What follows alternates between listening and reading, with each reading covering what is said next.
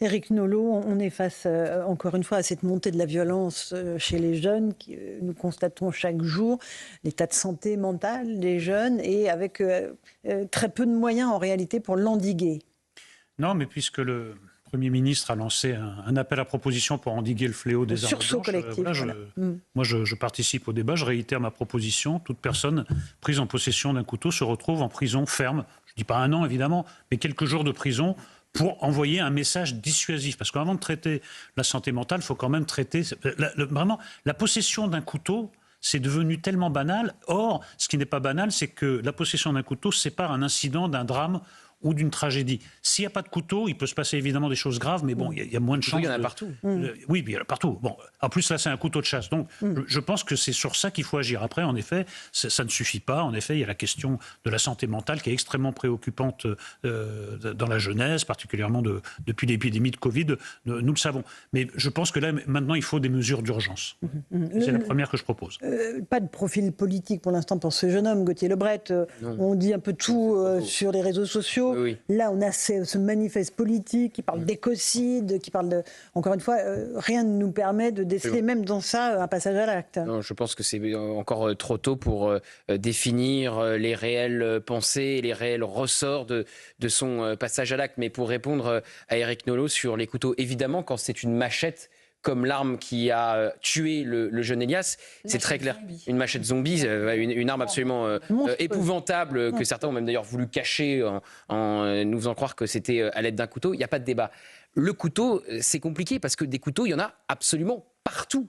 Donc comment vous faites pour mettre un stop à la prolifération du couteau et encore une fois, il me semble que c'est inverser la responsabilité. Responsabilité, c'est pas le couteau, c'est le bras qui tient le couteau. Donc comment on fait pour éloigner les jeunes des couteaux alors que des couteaux, il y en a partout, il y en a dans leur cuisine, il y en a absolument partout. Dans les supermarchés. Je parle d'envoyer le message qu'il est anormal de prendre le métro avec un couteau, d'aller en classe avec un couteau, d'aller au bal, je parle évidemment de Crépol, avec un couteau. Là, ce message n'est pas passé. Ces gamins se promènent avec un couteau en pensant qu'ils sont tout à fait dans leur bon droit, que ça fait partie de l'équipement de base avec le téléphone portable. Il y a quelque chose qui ne va pas. Mais sur le cas précis, on voit François Bayrou qui dit qu'il faut augmenter les fouilles. Très bien, mais on sait très bien que c'est impossible de fouiller tous les élèves dans tous les établissements scolaires avec le nombre de policiers, je parle sous le contrôle de Jean-Christophe Couvi, que nous avons sur le terrain. Ce ne sont même pas des fouilles, ce sont des contrôles visuels. Voilà. Non, mais aujourd'hui, un directeur d'établissement n'a pas le droit de mettre la main dans le cartable. Donc c'est un contrôle visuel, il peut simplement demander à un élève d'ouvrir son sac, il regarde, mais attendez, le couteau, vous le mettez où vous voulez, ça prend très peu de place. Et simplement pour répondre à ce que disait Éric Nolot, moi j'entends votre idée, mais pour moi, ça ne pourra jamais voir le jour, une telle mesure. Mais pourquoi ? Parce qu'en fait, elle est impossible à mettre en œuvre. Il y aura tellement de recours, il y aura tellement de... Non mais vous aurez tous les types qui veulent avoir un couteau dans le métro diront j'ai été faire des courses, maman m'a demandé d'aller acheter des couteaux de cuisine. Vous aurez des types qui vous diront moi je vais aller, je travaille dans un restaurant, j'ai besoin d'acheter des couteaux. Mais même Louis, des couteaux de pêche, des couteaux de ce que vous voulez. Quand on a des jeunes qui vont à Crépol avec des couteaux pour tuer Thomas, vous avez des journalistes après qui vous expliquent que c'était pour couper leur shit et qu'ils se baladent toujours avec des couteaux et qu'ils n'avaient aucune intention meurtrière alors qu'ils étaient armés. Donc ça ajoute de la complexité à la proposition d'Éric Nolot. Ce serait très compliqué à mettre en œuvre. Jean-Christophe Couvi, vous êtes policier. Déjà, vous avez des chiffres qui nous montrent l'explosion de violence chez les jeunes. Ils sont très parlants, les chiffres, ils s'étalent sur plusieurs années. En fait, on les trouve sur les statistiques du ministère de l'Intérieur. En 2016, il y avait 108 tentatives d'homicide en France de la part des mineurs. Et en 2023, c'est 255. Donc en quelques années, en 7 ans, c'est plus 136%. Donc on voit effectivement que ces tentatives d'homicide, on voit que cette jeunesse, elle a une violence désinhibée. Et aujourd'hui, oui, ce qui nous interpelle, nous, c'est ça, c'est qu'il y a les mineurs, c'est 20% de la population et c'est 35% des actes de délinquance. Alors là, c'est pas un délinquant du quotidien, mais enfin, je veux dire, ça interpelle quand même sur la place du mineur délinquant dans la société française. Et donc ça, c'est ça qui devrait faire réagir beaucoup plus nos politiques.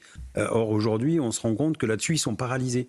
Ils n'arrivent pas à trouver des solutions parce qu'effectivement, il faut s'attaquer aux racines, il faut s'attaquer à l'environnement de la jeunesse, l'environnement familial aussi, quand vous êtes éduqué dans la violence, dans certaines tribalités aussi, dans une tribu, mais effectivement vous réagissez en fonction de votre environnement et on sait très bien que c'est votre environnement qui va vous donner votre impulsion pour plus tard. Et donc l'éducation, elle vient de là. Et en même temps, on parle des couteaux, ça peut être des marteaux, demain ça sera un tournevis, un cutter. Enfin, je veux dire, encore une fois, des perceuses, des mais en revanche, quand on interpelle ces jeunes, et là je rejoins Éric Nolot, quand on interpelle ces jeunes, il y a le discernement, mais je suis désolé, dans l'endroit où ils se trouvent et qui sont armés, il faut que la justice elle soit implacable. Et effectivement, quand dans le code pénal, on a une peine de prison de 1 an maximum, il faut que ces gamins, au lieu d'avoir encore une fois, parce vous allez voir, dans pas longtemps, il va y avoir une amende. On va avoir des amendes qui ne seront jamais recouvertes. Il y a 40% des amendes qui sont recouvertes, notamment sur les stupes, etc. Donc on répond toujours par ça, par le monétaire, par l'amende, etc. Mais en fait, à un moment donné, il faut se confronter au mur des réalités et il faut effectivement avoir une punition qui soit implacable. Concernant le contrôle des armes blanches, François Bayrou demande donc sous 4 semaines des propositions. Qu'est-ce que vous, les policiers, vous êtes habilités à faire et pas habilités à faire? Est-ce que vous pouvez fouiller des sacs? Est-ce qu'on va mettre un policier ou 2 policiers devant chaque établissement scolaire? Aujourd'hui, on ne peut pas, on n'a pas la masse nécessaire pour fouiller tous les sacs de tous les établissements scolaires, c'est pas possible. Alors on va faire des contrôles aléatoires, d'ailleurs c'est les procédures qui ont été envoyées. Donc on fait une cartographie des établissements les plus à risque, où il y a des problèmes de bandes, etc. Et puis là, on va émettre le paquet. Donc effectivement, on va faire le matin, on va arriver à l'improviste, on va fouiller des sacs à l'entrée des établissements, ou peut-être même dans les établissements si on a une réquisition du directeur de l'établissement. L'officier de police judiciaire peut fouiller, j'allais dire, les sacs et la fouille à corps, mais sinon on fait juste aussi une fouille visuelle, c'est-à-dire on demande comme dans les aéroports ou partout, ouvrez-moi votre sac, je vois rien, on n'a pas le droit de mettre les mains dedans, d'écarter les choses, etc. Donc en fait on voit bien que c'est aussi la prévention, on est aussi là pour marquer le coup. Je pense qu'il faut aussi travailler beaucoup avec les directeurs d'établissement qui nous disent aussi qu'ils sont embêtés parce que eux aussi, plus ça va, plus on leur donne des missions à remplir, mais il manque aussi d'effectifs, il y a des surveillants, il faut avoir peut-être plus de surveillants, etc. Et aujourd'hui, il faut qu'il y ait qu'on se parle encore plus avec le corps enseignant. Et on voit bien aujourd'hui que le régalien, c'est très important. On est toujours à chaque fois, on a des coupes franches sur le régalien. Et on voit bien qu'à la fin de la fin, c'est quand même encore une fois les ressources humaines, donc de la fonction publique, qui sont là pour régler les problèmes de la société. Et on a besoin justement de personnel, on a besoin de personnes physiques. C'est comme ça qu'on arrive à faire des désescalades dans les lycées, etc., etc. Voilà. On ne peut pas tout régler qu'avec l'IA et qu'avec de l'informatique. Il faut de la présence humaine. Et vous prenez la parole au nom des policiers, on pense aussi aux professeurs. Bien sûr, mais parce qu'ils sont en première ligne dans aussi, une fédération qui couvre toute la fonction publique d'État et collectivités, etc. Et en fait, à chaque fois, on nous fait ressortir les mêmes problématiques en disant, tiens, le ministre va nous sortir une note, elle est impossible à réaliser parce qu'on n'a pas les effectifs, parce que même nous, déjà, on est débordés. Je vous prenais un exemple des policiers. Aujourd'hui, il faut qu'on sécurise les abords des lycées. En même temps, il faut qu'on sécurise les synagogues, les mosquées, les églises. Il faut qu'on sécurise les pénitenciers et les prisons parce qu'elles sont attaquées à l'arme lourde. Enfin, il faut tout sécuriser. Et donc, aujourd'hui, sur une durée de 12 heures de travail, de vacation, vous faites 10 heures de servitude. Mais après, encore une fois, ça va être la police secours qui va être rognée. Aujourd'hui, les BRI, regardez, la semaine dernière, ils ont posé sac à terre parce que c'est bon, ils sont sur les jantes, ils n'en peuvent plus, et ainsi de suite, et ainsi de suite. Et on tire toujours plus sur la corde. Donc il y a le discours politique d'un côté, et effectivement, la réalité, et quand on ouvre le moteur de la police, on se rend compte qu'il y a des fuites d'huile partout. Jean-Christophe Covy, secrétaire national Unité. On va écouter un témoignage, celui d'un père de famille. Ils ont été très inquiets, les parents d'élèves ont afflué toute l'après-midi aux abords du lycée qui était confiné parce qu'il fallait interroger d'abord évidemment tous les élèves qui avaient assisté à de véritables scènes d'horreur. Écoutons le témoignage de ce père de famille. Imaginez, nous tous ici, vous tous devant vos écrans de télé, vous êtes au lycée et un élève que vous connaissez tue un autre élève dans votre lycée. Le choc qui se passe, encore plus un choc d'un établissement qu'un établissement qui est sain, dans lequel au quotidien les choses se passent de façon positive, voilà. Même si tout n'est pas rose, voilà. C'est le milieu scolaire, voilà. On a tous été au lycée et autres, mais quand on a ce choc et qu'en plus il y a un gap énorme avec ce qu'on vit au quotidien, qui n'est pas un climat de violence, hein, qui est un climat d'un établissement qui est à l'écoute de ses élèves. Faisons tous en sorte aujourd'hui que ça ne se reproduise plus. Gauthier Lebret. Je pense que ce père de famille représente l'entièreté des pères de famille de France. C'est-à-dire que la principale information de ce drame aujourd'hui, c'est que quand vous envoyez votre enfant à l'école, dans ce sanctuaire que doit être l'école, vous pouvez avoir la boule au ventre. Parce que les parents, évidemment, de cette jeune fille, elle allait à l'école ce matin, ils espéraient la retrouver. Enfin, ils ne se posaient même pas la question autour de la table le soir pour le dîner. Donc tous les pères de famille, mères de famille qui nous écoutent se disent cela. C'est possible même dans les enceintes d'établissements scolaires. C'est possible quand vous êtes élève, c'est possible quand vous êtes professeur. Évidemment, je ne vais pas rappeler Samuel Paty et Dominique Bernard. Donc en fait, il n'y a plus d'endroits sanctuaires, il n'y a plus d'endroits en France où l'insécurité, la barbarie ne sévit pas. Tout le monde peut être victime, peu importe où vous êtes. C'est ça quand même le principal enseignement de ce qui s'est passé aujourd'hui, de ce terrible drame. Jean-Sébastien Ferjot. Mais je crois qu'il y a un terrible décalage au cœur de la société française entre la réalité dans laquelle nous vivons et l'idée que nous nous en faisons, ou en tout cas que nos élites, ou un certain nombre de nos élites, continuent à s'en faire. Nous avons vécu dans une période un peu hors de l'histoire. Je ne sais pas, à la fin des 30 Glorieuses, il y a eu une période où nous avons eu l'impression d'être sortis de l'histoire, que les tragédies, ça n'était plus pour nous. Et puis d'un seul coup, beaucoup de choses nous sont tombées sur la tête, que ce soit le terrorisme, que ce soit une pandémie qui était pourtant annoncée, mais que nous n'avions absolument pas préparée, ou ces nouvelles formes de violence qui s'installent au cœur des sociétés occidentales. Et nous continuons à raisonner comme si nous étions sortis de l'histoire. Et donc ça veut dire que aussi bien en matière d'éducation de nos enfants, nous les élevons dans cette espèce d'illusion d'un monde de bisounours, et les autorités, le système de l'éducation nationale ou le système de la justice continuent à vivre dans cette idée que finalement, il n'y aurait que des injustices systémiques, parce que c'est toujours le grand mot, vous savez, c'est toujours le système. Il n'y a jamais le mal. On ne prend jamais en compte l'existence du mal, et l'existence du mal au cœur de chaque individu. Et comme nous voulons à tout prix réduire ces espèces de troubles soi-disant systémiques, nous passons totalement à côté de la manière de cadrer, canaliser les individus, parce que je comprends l'idée d'Éric Nolot sur les couteaux, je ne suis pas sûr qu'elle soit très réalisable, mais il faut assurément dissuader dès le plus jeune âge. Allez, une information de Sabrina Berlin-Bouillet. Je voulais préciser une chose. Quand on entend le témoignage des parents là, qui sortent et qui sont un peu inquiets de ne pas avoir de nouvelles précisément de leur enfant, il faut bien comprendre comment ça se passe. Il y a 2 temps. Il y a le temps d'abord de la sécurisation, puis de l'enquête. C'est-à-dire sécurisation, quand arrive ce drame, cette attaque, ils ont eu les bons réflexes, ces enseignants. D'une part, ils ont maîtrisé cet individu, mais ils ont aussi transféré les élèves dans d'autres classes, le temps de voir comment ça se passe si l'individu est interpellé, qu'il n'y ait pas d'autres menaces extérieures. Donc déjà, ils ne sont pas sortis d'établissement. Ensuite, il y a le temps de l'enquête, puisqu'ils vont être interrogés, les élèves de cette classe, en tant que témoins, pour apporter des preuves. Et en parallèle, bien sûr, l'enquête de la perquisition, tout ce qui se passera au niveau du domicile et des biens et de l'informatique de l'individu interpellé. Mais c'est important de savoir, ils ne sont pas sortis pour des raisons bien précises de l'établissement. Et pour vérifier que l'individu était seul, isolé, et pas une action concertée avec d'autres individus, même au sein de l'établissement. Là, pour le coup, ça s'est très bien passé. La gestion d'après-crise s'est bien passée. On critique l'anticipation, certes, mais l'après-crise s'est bien passé. Louis Dragnel. Non, sur la question des moyens, des solutions qu'il faut mettre en œuvre, il y a quand même un débat philosophique au-delà de la question, et je pense qu'il y a un consensus, évidemment, il faut renforcer la sécurité aux abords des établissements, mais il y a un débat philosophique à avoir.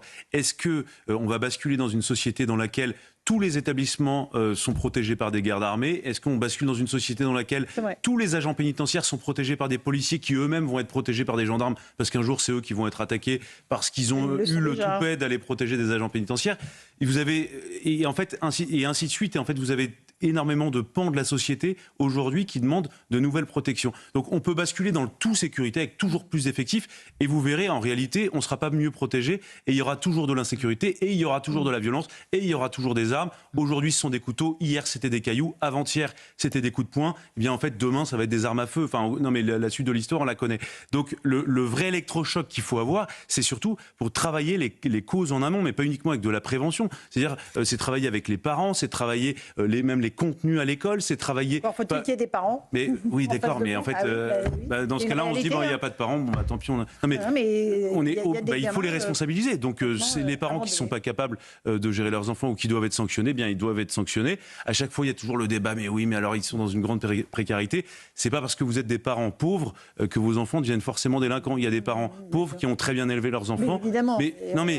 Et donc, l'électrochoc, il doit être en amont. familiale de cet individu on ne la connaît pas. Enfin, moi, je la connais pas. Voilà, c'est ça. Oui. Et puis parfois, il y a des parents qui peuvent ne pas voir la montée de violence de leur enfant qui est très calme chez lui et ultra violent dehors. Et vous avez parfaitement raison, mais il y a quand même un vrai sujet, c'est-à-dire qu'à chaque fois, c'est il faut plus de policiers, plus de policiers, plus de policiers. Non, il n'y a pas que ça. Il faut travailler plus de réponses pénales, en tout cas. Plus de réponses pénales, oui. Ça, c'est sûr. Mais il faut travailler aussi toutes les causes en amont. Et c'est ce que disait Jean-Christophe Couvi tout à l'heure. Aujourd'hui, il y a n'importe quel problème, tout le monde appelle la police. En réalité, la police soigne tous les maux de la société. Eh bien, pour que la police puisse retrouver le sens de sa mission principale, et les professeurs, non mais la litanie ne s'arrête jamais. Et pour que la police puisse se concentrer sur ses missions essentielles, eh bien, il faut changer de braquet sur cette question-là.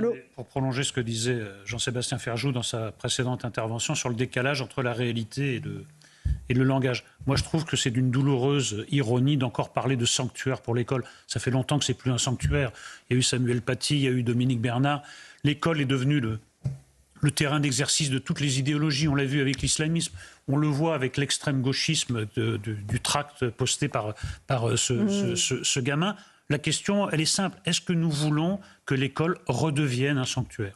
Si nous le voulons, quelles sont les mesures ? Et moi, je considère, et je persiste à penser que ce sont des mesures exceptionnelles. Ce n'est pas des réformes, ce ne sont pas des réformettes. Il faut une rupture totale. Ça passe peut-être par une remise en cause de certains aspects de l'état de droit, de certains aspects de la procédure, de la protection de l'individu. Je pense qu'on ne fera pas l'économie de cette rupture. Voilà.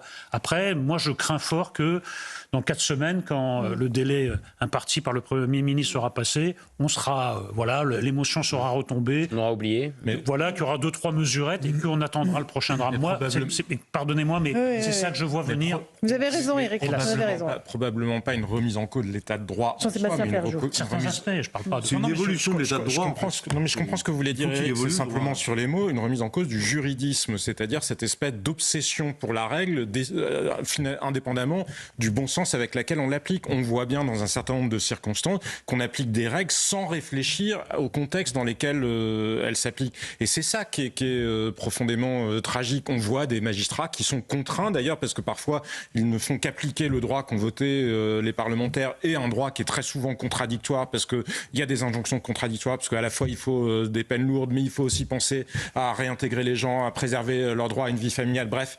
C'est aussi collectivement que nous avons une responsabilité, parce que nous avons fini par renoncer aux politiques en nous cachant derrière ce juridisme. Mais ça fait partie de l'illusion civilisationnelle dont je vous parlais tout à l'heure. Nous avons l'illusion d'être sortis de l'histoire et que finalement la règle peut nous protéger de nous-mêmes et de la nature humaine. Eh bien non, nous resterons toujours les mêmes et ça fait le conservatisme à mauvaise presse. C'est toujours très très mal quand vous êtes un politicien étiqueté de conservateur. Mais enfin, je constate quand même qu'après 60 ans de progressisme, la société n'a pas l'air de se porter fondamentalement mieux que quand elle était réputée plus conservatrice.